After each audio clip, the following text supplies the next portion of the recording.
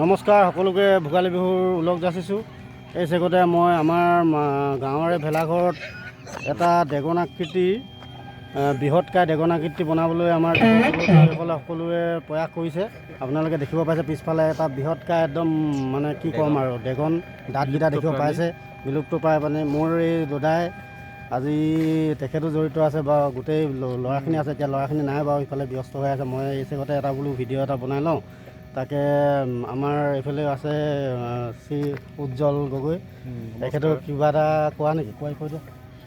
ভাল লাগিছে, প্ৰত্যেক বছৰে ল'ৰাবিলাকে মানে নতুন নতুন থিম লৈ পেলাই যিখিনি কষ্ট কৰি পেলাই সাজি উলিয়ায়, মানে যোনখিনি তাৰ ক্ৰিয়েটিভিটি সেইখিনি বহুতখিনি মানে বেলেগতকৈ বহুত অলপ পৃথক তেনেকুৱা যেন মানে অনুভৱ হয় আৰু অনুভৱ কৰোঁ।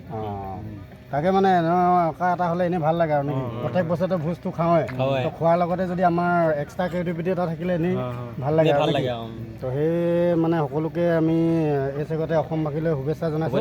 আৰু সকলোৱে যাতে শুভ কলমে মানে গোটেই বছৰটো পাৰ হয় নে কি? এইটো চাওক আপোনালোকে, তাকে দেখিব পাব এবাৰ।